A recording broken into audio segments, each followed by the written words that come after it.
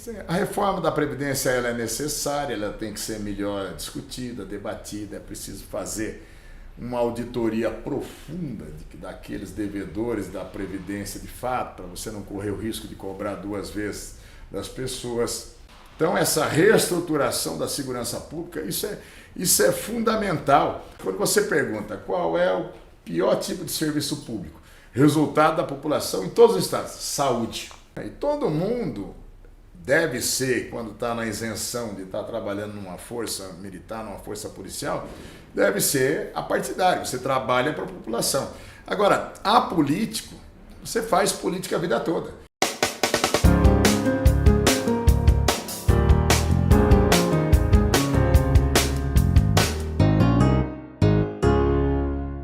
Meu convidado de hoje é o Major Olímpio. O Major Olímpio foi eleito senador nessa eleição. Primeira vez senador, né? É, a primeira disputa para o Senado. Do Senado. Eu fui deputado estadual de 2006 a 2014 e depois eu estava no mandato de deputado federal agora. E foi para o Senado e levou, né? Foi um salto, né, que a grande maioria das pessoas ao meu redor dizia, olha, é uma coisa impossível você sair de um mandato de 179.800 votos para uma eleição majoritária onde é necessário aqui no estado de São Paulo alguns milhões de votos. E eu estava no partido com o Bolsonaro, no PSL, um partido pequenininho, com 7 segundos de televisão, sem grana nenhuma. Então, quando eu falei, olha, eu vou disputar a eleição para o Senado, eu falei, escuta, isso é um suicídio político, não tem jeito. Mas, graças a Deus, a multiplicação que nós conseguimos levar para as pessoas através das redes sociais, o fato de estar alinhado com o Jair Bolsonaro acabaram proporcionando 9.039.000 votos e acabei me elegendo.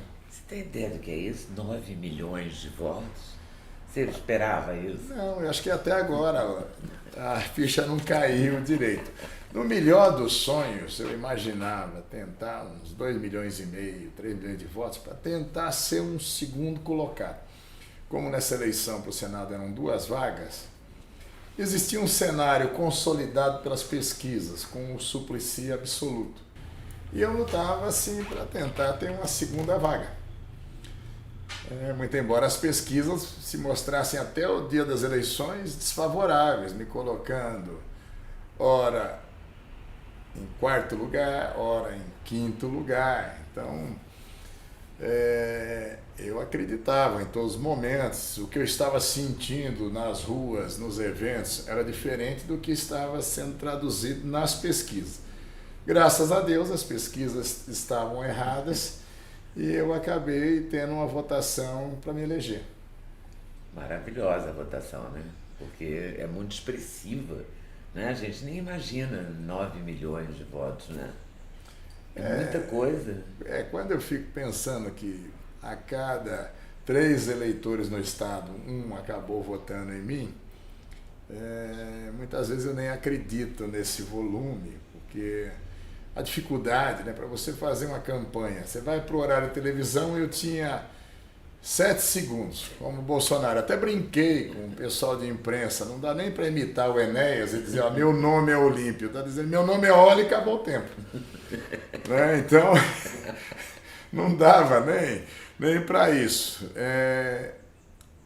Partido muito pequeno, o pouco dinheiro de fundo partidário, eu me recusei a receber, porque quando foi criado esse fundo da democracia para prover recursos, eu briguei contra, porque eu achei um escracho com a população, a crise que nós estamos vivenciando no país, e pegarmos 1,750 bilhão para custear nossas próprias campanhas.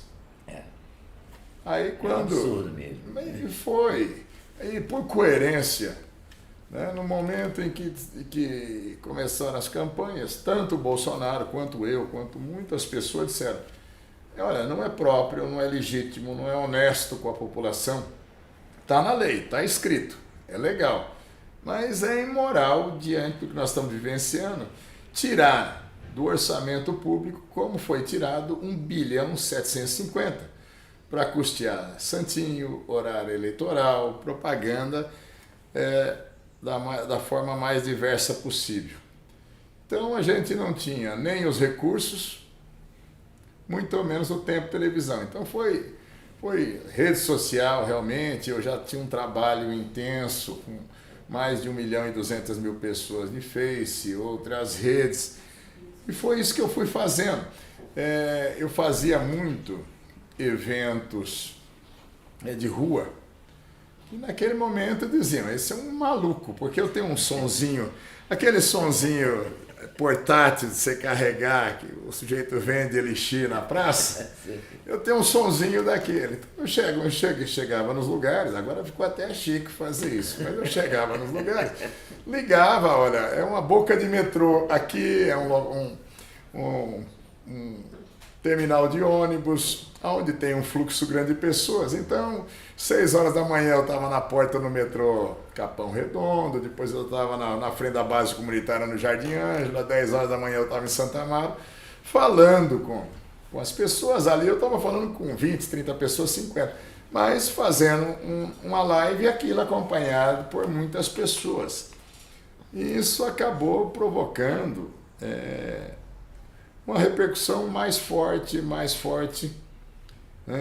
ao passo que me deu uma expectativa de eleição, mas jamais chegar a um número tão forte desse.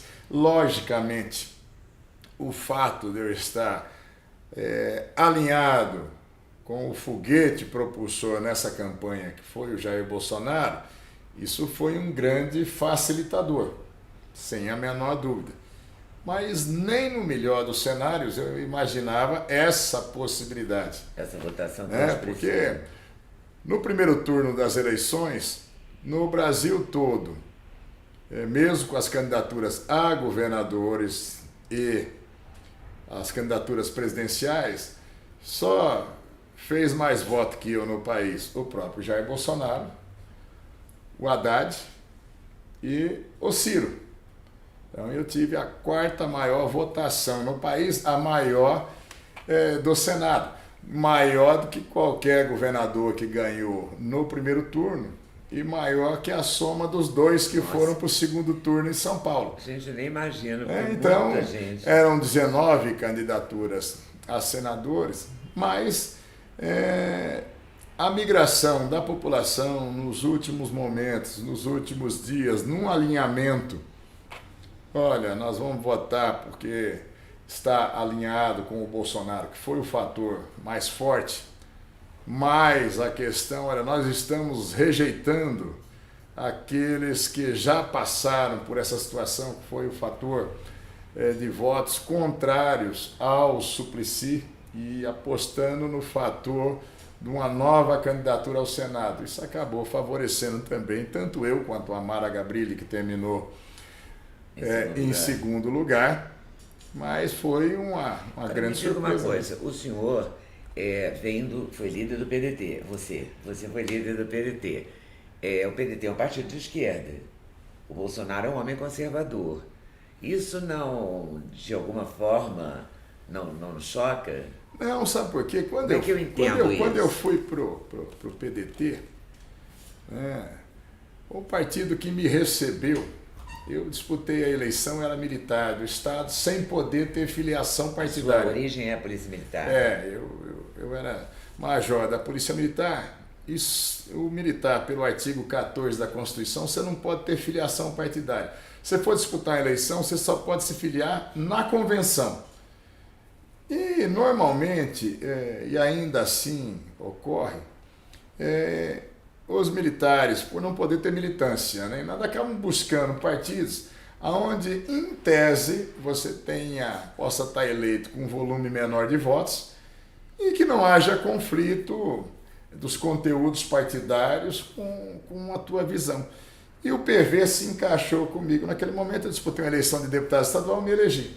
Mas quando eu cheguei na Assembleia, a liderança do PV me disse, olha, agora nós vamos nos alinhar com o Serra, com o PSDB, e nós vamos votar fechado com eles. Eu falei, mas a minha origem, a gente vem sofrendo, servidores públicos, policiais sofrendo na mão do PSDB, eu não posso.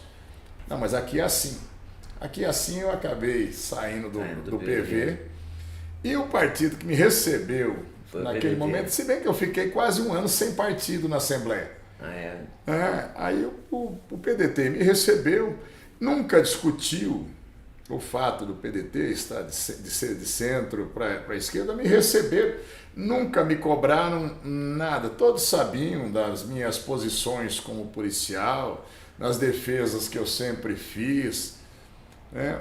Até quando me elegi pelo PDT e fui para a Câmara Federal, né? O PDT dizendo aqui nós vamos ter um alinhamento com o governo Dilma e nós temos um ministério. Eu falei, eu não tenho nada, eu não quero cargo, eu não quero saber de nada, eu quero só a minha independência, a minha manifestação de voto e de expressão. Mesmo na hora do impeachment, eles não... No momento do impeachment, daí eu ouvi, nas proximidades do impeachment e da discussão da redução da maioridade penal, eu encabeçava uma campanha pela redução, o partido disse não, nós vamos votar contrários à redução. E a Dilma não fez nada, nós somos contrários ao impeachment dela.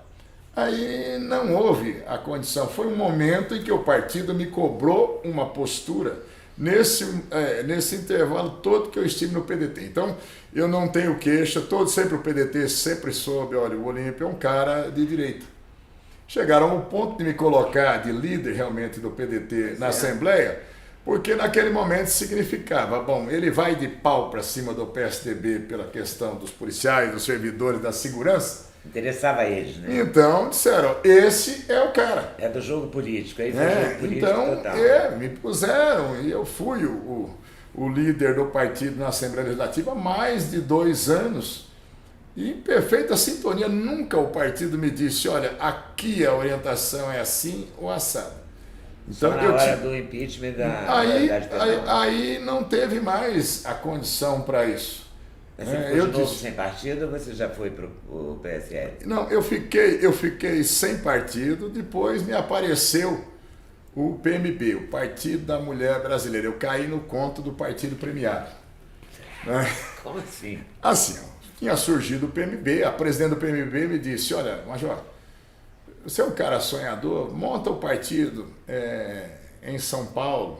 Nós tivemos agora o registro do partido, e até dispute a Prefeitura de São Paulo pelo PMB. E eu falei, olha, escuta, eu estou sem partido, eu vou para o PMB. E não era nada disso. Eu e alguns parlamentares que acreditamos, ela estava buscando simplesmente agregação de fundo partidário e tempo de televisão. Tanto que eu sou denunciante no TSE para impedimento de repasse de fundo partidário ao PMB até hoje. Como o PDT pediu o meu mandato judicialmente, eu ganhei no Supremo Tribunal Federal, né, demonstrando exatamente que eu estava sendo coerente com a minha história de vida. Eu nunca enganei o PDT, a vida toda eu fui um homem de direita que eles me acolheram e me deram espaço para que eu tivesse a minha manifestação de voto. Foi quando eu estava até pensando e nem sequer disputar eleições. As pessoas falam, disputa uma eleição para deputado federal. E eu, sinceramente, eu estava muito desgostoso do que eu vi esse mandato federal lá em Brasília, essa questão de Operação Lava Jato, de CPIs, desse escracho geral, a destruição de valores, a forma de negociação dos partidos com o governo. Eu estava mesmo disposto a não disputar eleições. Quando o Bolsonaro disse, olha, vamos para o PSL. O PSL, porque o PSL foi o único partido que deu o espaço para o Bolsonaro ser candidato à presidência e deu a garantia de haveria o registro da candidatura dele. E você é o presidente do PSL aqui? Do PSL aqui no estado de São Paulo. Aí eu assumi aqui para a gente montar em menos de 6 meses, na verdade foram 122 dias, a gente montar uma chapa para as eleições aqui. Extremamente difícil todo esse processo, você sensibilizar políticos com votos e antigos para entrarem num partido político, Os caras falam, você está brincando comigo, quanto o partido vai me dar para a campanha? Não temos recurso. Mas qual é o tempo de televisão que nós temos? Olha, 7 segundos que vão ser divididos pelos candidatos. Não é 7 segundos. Não, agora, né, chega no horário eleitoral, quase igual o Lei Falcão, lá, né, que aparecia só a foto do sujeito antigamente. Então, aqueles abnegados que toparam por idealismo para ajudar um processo de mudança, foi politicamente um salto no escuro. Mas graças a Deus, graças a toda essa movimentação pela mudança, né, o Bolsonaro puxar esse processo no país, nós tivemos a eleição de 10 deputados federais por São Paulo e 15 deputados estaduais. Então nós elegemos 25 deputados e a minha eleição ao Senado. Então foi uma grande vitória. Começou com 7 segundos. Não, e você pega, por exemplo... Os 7 segundos mais ricos da história. Você pega a parlamentar, o parlamentar mais votado na história do Legislativo no Brasil, Janaína, com mais de 2 milhões de votos. Né? E você pega parlamentar federal, o Eduardo Bolsonaro, mais de 1.800.000 votos. E nós tivemos muitas eleições que vão fortalecer esse processo e que acabaram fazendo com que a campanha de São Paulo ela fosse bastante feliz. Agora me diz uma coisa, o que você vai defender no Senado? Olha, em primeiro lugar, esse processo das mudanças que são necessárias. A reforma da Previdência? A reforma da Previdência ela é necessária, ela tem que ser melhor discutida, debatida, é preciso fazer uma auditoria profunda daqueles devedores da Previdência de fato, para você não correr o risco de cobrar 2 vezes das pessoas. Né? É preciso você garantir os direitos daquele que está na prestação continuada, são idosos ou doentes. É preciso, mas eu acredito, ela terá que ser feita de uma forma bastante madura, uma reforma tributária, que ela é mais que necessária no nosso país, uma reforma eleitoral, política, de fato, que ela é a raiz ainda. Quando você ainda está criando legislação, como eu te falei agora há pouco, para custear nossas próprias campanhas, você vai discutir. E a legislação eleitoral é a mais difícil de você fazer, porque você fala, escuta, vamos ter o voto distrital ou voto distrital misto. O parlamentar, o partido, acaba olhando para o próprio umbigo. Aí eu consigo me manter com o mandato, então eu vou discutir. Se houver um risco para isso, já não serve. Mas a população está amadurecendo, ela quer isso. Uma reforma que eu chamo a reforma da segurança pública como um todo, que é preciso que as pessoas entendam.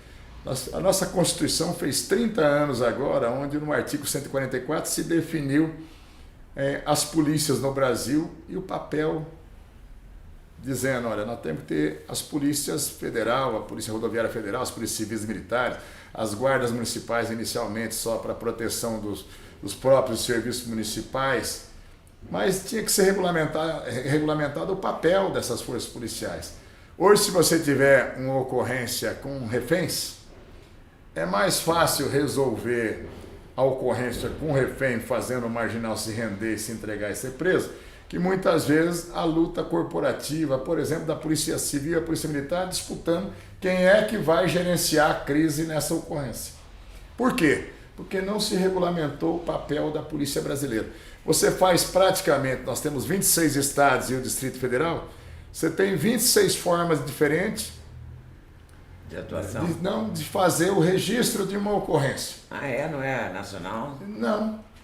Você vai me dizer por que não? Porque não se pratica o óbvio. Se você perguntar, Lida, você entrevistar o presidente do Conselho Nacional de Justiça, que é o presidente do Supremo, perguntar ao Toffoli, ele fala, quantos presos nós temos hoje no Brasil? Ele vai te dar um número.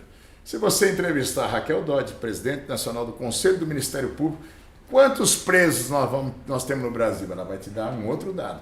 Se você perguntar para o Departamento Penitenciário Nacional quantos presos nós temos no Brasil, eles vão te dar um terceiro dado. A diferença entre eles dá 100 mil presos. Caramba! Então, Porque, sem noção porque nenhuma, 16 estados não informam para a União quantos presos tem. Então, as coisas que muitas vezes são óbvias, você tem que reestruturar todo esse sistema de segurança pública, porque essas coisas que aparentemente são óbvias, a forma de se fazer as estatísticas criminais. Aqui no estado de São Paulo, o governo diz, as pessoas vão reproduzindo o que o governo diz, falam, olha, nós abaixamos o número de homicídios de menos de 10 homicídios para cada grupo de 100 mil habitantes. Por quê? No estado de São Paulo, os outros estados não fazem isso. Aqui nós não computamos com a perda da vida, a morte de alguém, por exemplo, uma lesão corporal seguida de morte. A pessoa está aqui num farol, ela é assaltada, o marginal dá um tiro nela, ela é socorrida para um hospital, vai morrer daqui a 15 dias. O registro foi de uma lesão. Aquela morte não vai existir no registro. Tá. Por isso que vai essa diferença. Uma pessoa, por exemplo, os latrocínios, que ele tecnicamente, pelo Código Penal, é um crime patrimonial. Alguém foi para roubar e matou. Houve a perda da vida, houve a tragédia, houve a morte. Entretanto, quando vai fazer estatística, aquilo é um crime patrimonial, aquela morte não existiu. As mortes em decorrência de intervenção policial. Os policiais trocaram tiro com marginais, o marginal foi morto. Morte em decorrência de intervenção policial não é registrado como homicídio aqui no estado de São Paulo. O que acontece nisso? Quando você procura na estatística da segurança pública, quantas pessoas morreram porque foram vítimas da violência ou deram causa a isso em entreveros? X. Você vai no serviço de verificação de óbito, os números não batem, são muito maiores. Porque simplesmente se fez uma acomodação estatística. Não mudou a tragédia. Nós não estamos aqui discutindo com a família, olha, foi um homicídio ou foi um latrocínio? Tecnicamente alguém foi para roubar e matou, o desespero da perda da vida do ente familiar é a mesma. Então, o que nós precisamos no país? Racionalizar esses meios, definir o papel das forças policiais. Por exemplo, o sistema prisional tem que se tornar polícia penal, ter o poder de polícia para agir em nome da sociedade, aqueles que hoje, você tem indivíduos na rua, você vê alguns carros com uniformes, são um facsímile dos uniformes da Polícia Militar, e são carros da Secretaria de Assuntos Penitenciários, de agentes de escolta e vigilância patrimonial. Entretanto, não tem o poder de polícia para estar exercendo a atividade. Então, você tem que instrumentalizar. Não tem o poder de polícia, significa que se ele assistir um assalto, ele não pode prender? Não, se ele está fazendo uma escolta, às vezes as pessoas estão num pronto-socorro público, chega uma viatura, um preso ficou doente num estabelecimento prisional, eles levam lá. Se houver alguém em fundada suspeita de que possa ser alguém que vai atacar para fazer um resgate de presos, etc., eles não têm o poder de polícia para fazer uma abordagem, para pedir a exibição de documentos, coisas que são básicas para aquele que detém o poder do Estado para poder agir. E nós não temos, nós estamos discutindo ainda no Brasil. Então, essa reforma, essa reavaliação, essa rearrumação das polícias e dos procedimentos policiais ajudaria na questão de diminuir a insegurança. Mas pública. Muito. Porque a gente está vivendo quase uma guerra civil, ou uma guerra civil. Olha, que eu São conheça. Paulo, vocês ainda têm uma coisa mais leve, mas o Rio está mais pesado. Olha, que eu conheça, não existe guerra ou revoluções internas que produzam em nenhum país 65 mil mortes por ano, que são os números de mortes oficialmente registrados no Brasil. Mas nós temos mais de 50 mil desaparecimentos ano também, que a maioria das pessoas, desaparecidos, que a maioria dessas pessoas foram mortas, muitas vezes enterradas como indigentes, que não têm uma identificação, ou enterradas em covas rasas por aí, sem que houvesse a identificação. E então os números são assustadoramente maiores. Se você já tem uma tragédia quando você fala 65 mil mortes no país no ano, e com esse potencial de desaparecidos que provavelmente uma boa parte foram executados, né? É muito maior. Isso é uma tragédia que nós temos que dar um breque nisso. Então essa reestruturação da segurança pública, isso é fundamental para solucionar a questão, ou para melhorar. Para você minimizar a questão. Porque nós O senhor reconhece que essa é uma das maiores preocupações da população brasileira. É a maior preocupação, o que mais mete medo no cidadão hoje, quando você pergunta qual é o pior tipo de serviço público. Resultado da população em todos os estados, saúde. Mas quando você pergunta o que mais te atemoriza, o que mais te dá medo, é a violência, a criminalidade. Tanto que foi o tema central das eleições agora, combate à corrupção, segurança. Daí a eleição do Major Olímpio, daí a eleição do Eduardo Bolsonaro. Nunca eu acho que a gente teve no Brasil, que eu me lembre, tantos policiais, tantas patentes eleitas. Né? É major, é capitão, é o delegado, é o agente policial. É o agente policial. A gente tem um número bastante grande, né? Assim, muito maior do que nos outros anos. Houve um crescimento exponencial, realmente. Os militares se candidataram mais ou a população está tão preocupada com a segurança que votou mais nos militares? Militares e policiais também descobriram o caminho da representatividade e a credibilidade que tem em relação à população.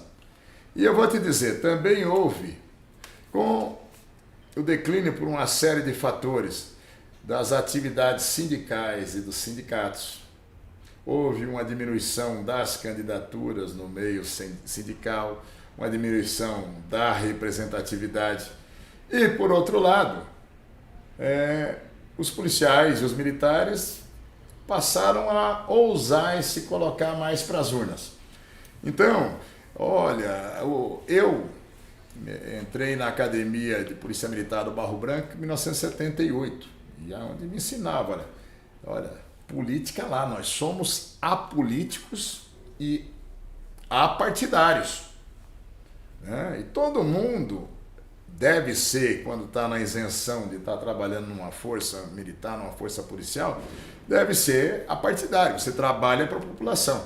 Agora, apolítico, você faz política a vida toda. A criança grita de fome, a mãe dá o peito. E naquele momento a criança fez política, é a coisa mais natural do mundo. Pois é. Então, de ser uma coisa, de uma proibição expressa, com o passar do tempo, foi passando a ter uma acomodação. Os militares, os policiais militares e bombeiros militares, por exemplo, não podem ser sindicalizados. Está escrito na Constituição. Nós não podemos ter sindicato, não tem direito de greve, logicamente por quê? E aí nós entendemos, respeitamos e apoiamos. Muitas vezes falam, mas tinha que dar o direito de greve aos militares, aos policiais militares. Não, o espírito da Constituição é o seguinte, olha, por maior que seja a dor da sociedade é sempre maior. Então, o seu serviço é tão essencial que a população não pode ficar um instante sem ele. Então, não há de se discutir direito de reivindicação de cunho trabalhista, né, diante de um comprometimento de uma situação, por exemplo, da segurança da vida para a população. Isso vai complicar um pouquinho na reforma da Previdência também, né? Não, porque é uma salvaguarda de direitos, né? Então, a Constituição ela teve esse espírito de dizer, olha, vocês não são profissionais comuns porque a permanência de vocês um dia de greve sem a polícia ostensiva ou sem o aparato da força militar, você pode ter um caos para a sociedade. Então, não há de se discutir isso. É por isso que não há. né? A interpretação de uma boa parte dos governadores dos estados a partir da Constituição foi: nesses caras pode bater à vontade, gritou sentido, eles têm que ficar tudo quietinhos. Né? E o que avançou depois, através das associações agora e dessa representatividade, foi dizer: olha, você pode ser um militar federal, um militar de polícia nos estados, um bombeiro militar, e se colocar para a população. Foi o que aconteceu. E no momento em que a população está dizendo: quero mudança, muda, muita gente que representa para a comunidade local, para uma cidade, olha, esse cara, ele representa uma esperança de mudança para a segurança, para a garantia das pessoas. É verdade, esse é o lado bom. Mas tem um lado complicado da polícia, que é uma falta de preparo também para enfrentar as situações de risco, sobretudo nas comunidades. Não é toda hora tem uma bala perdida. Eu não sei se toda bala perdida, e ninguém vai saber isso, eu acho que você também não sabe, é se toda bala perdida vem realmente da polícia, né? Porque os jornais noticiam, como sempre, vindo da polícia. Mas o fato é que a população tem morrido, sobretudo no Rio de Janeiro, populações de comunidades ou de favela, seja lá que nome se dê, em função de bala perdida. Então há um despreparo. A polícia de Minas Gerais melhorou muito na sua condição de trabalho, quando fez cursos, quando se aprimorou e tal. Você não acha que falta isso nas polícias de modo geral, não? Olha, o preparo nunca é demais. Eu fui instrutor na Polícia Militar por mais de 25 anos, fiz curso em Israel, na Espanha, nos Estados Unidos. Ocorre que é muito difícil você encontrar um lugar no mundo, você tem alguns poucos, onde você tenha um laboratório de tragédias para enfrentamento da criminalidade igual nós temos no Brasil. Onde os criminosos muitas vezes têm um armamento, tem uma estrutura até maior do que a do Estado. Muitas vezes.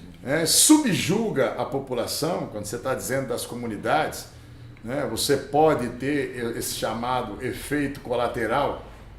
Quando você vai tentar levar a presença do Estado para prender criminosos muito perigosos em áreas de comunidade em que há um enfrentamento, é possível sim você ter a bala perdida, como é possível. Refém, nós né? Estamos aqui nos Jardins, pode acontecer a mesma coisa em qualquer ambiente. O que não significa que o Estado deva se prostrar. Então deixa aquele gueto, aquela área sob dominação do crime. Não. Se a polícia não for lá, logo não tem um enfrentamento. Logicamente, a população também não quer ir. Então o ponto de equilíbrio para isso, ele é muito difícil para se chegar. A questão do preparo e da condição, todo policial gostaria de ter o melhor armamento, o melhor equipamento para sua defesa, o melhor preparo. As unidades que têm essa condição de fazer um preparo melhor, isso vai avançando, mas no nosso país como um todo, até agora, nós não tivemos, por exemplo, na legislação, a chamada verba carimbada para a segurança pública. Você tem na Constituição, é obrigado a ter um percentual de recursos do Estado e do município para a educação, para a saúde. Para a segurança não tem. Não está escrito. Não. Então, você tem um Estado que ele investe, tem um Estado que negligencia mais. Você tem um município que ajuda supletivamente a segurança, constitui guardas municipais, põe circuito fechado nas ruas, ilumina melhor as praças, né? E vai ajudando efetivamente a segurança pública. O que nós estamos dizendo aqui é uma coisa que causa tanto mal para a sociedade brasileira, nós ainda não temos isso sistematizado como uma obrigação real desde a União, o Estado e o município. E as pessoas vão sofrendo isso. A falta de estrutura do aparato policial... Na sua opinião, qual seria uma... Não vai ter uma solução porque não é mágico, mas uma rima, pelo menos um caminho. Seria a unificação das polícias? Não é a questão. Hoje, para você unificar... por exemplo, as polícias civis e militares no Brasil, houve um estudo da Fiesp dando conta que isso custaria 100 bilhões de reais e uma geração de policiais, 30 a 40 anos. E hoje, e os estados, qual é o governador do estado ou a União que vai falar, nós vamos dispor do recurso desse? Então, o preparo, você definir melhor os papéis, né? Porque o fato de você unificar ou não força policial, você pega nos Estados Unidos, você tem 19 polícias de cunho federal, tipo DEA, Departamento do Tesouro, FBI, 19. Você tem as polícias estaduais e você tem de polícias de condados e xerifados 17.400. 17.400. E sabe por que elas não se atrapalham? Porque a lei diz o que cada uma faz. Então é isso que a gente precisa fazer aqui. Então é isso. Isso seria uma plataforma sua? Minha, do país, do governo Bolsonaro, essa integração, né? E tenho certeza que o Sérgio Moro vai fazer com maestria isso, na medida que ele vai pegar a experiência dele da Lava Jato e você integrar a polícia com o Ministério Público, com a Receita Federal, buscando, com o COAF agora, você buscando dinheiro, não só dos criminosos do colarinho branco, da política, da corrupção, mas também o dinheiro das facções criminais, dos traficantes. Na hora que você tira o dinheiro da mão do chefe de facção, ele perde a força. Hoje, os líderes de facções mandam no crime, aqueles que estão presos de dentro dos presídios. Porque ele tem a força do dinheiro, ele tem o poder.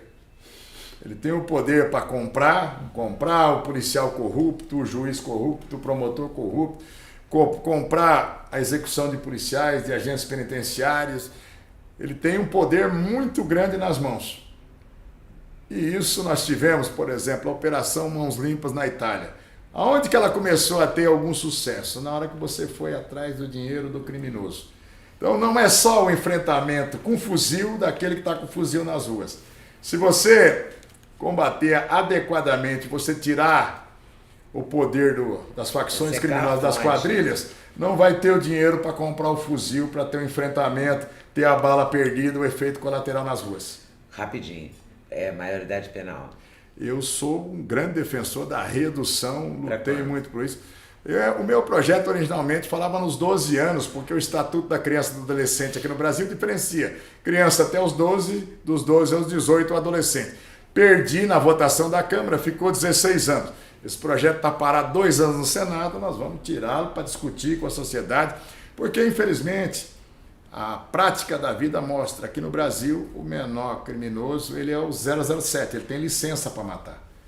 O indivíduo mata, barbariza, se ele tiver 17 anos e 11 meses, ele é um menor infrator, não pode ser considerado crime. Quando ele fizer 18 anos, a fichinha dele é limpa.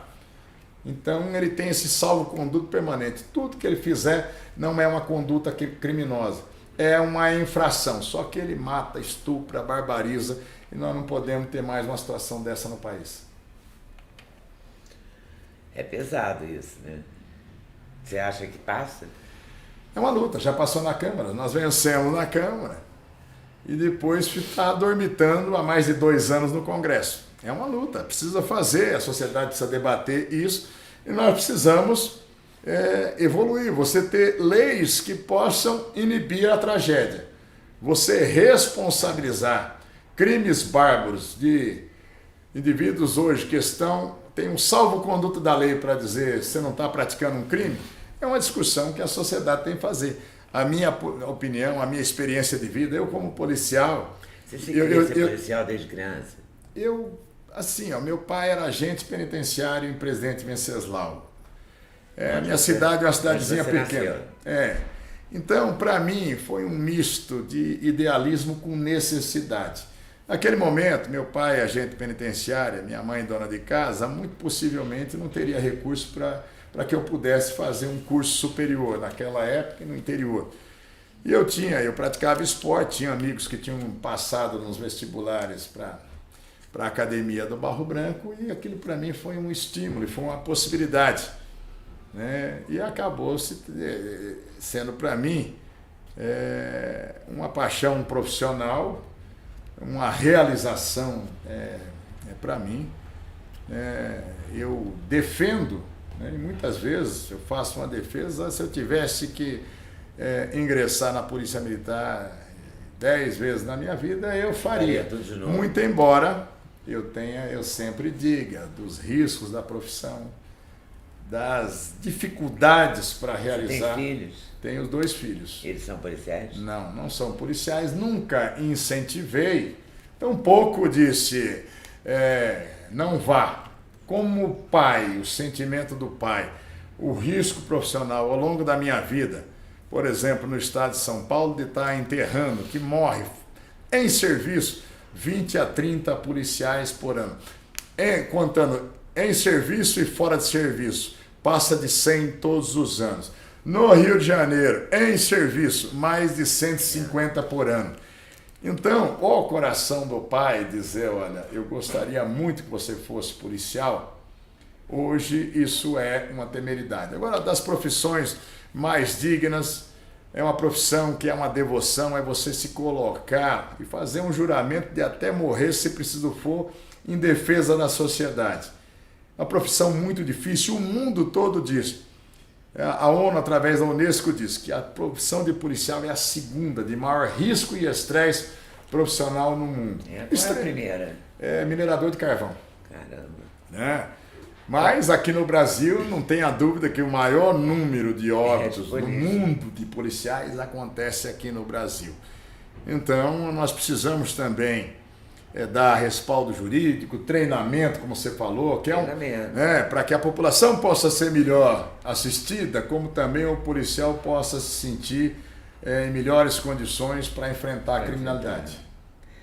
Só para a gente terminar, o governador do Rio de Janeiro, recém-eleito, Witzel, propõe o uso de atiradores.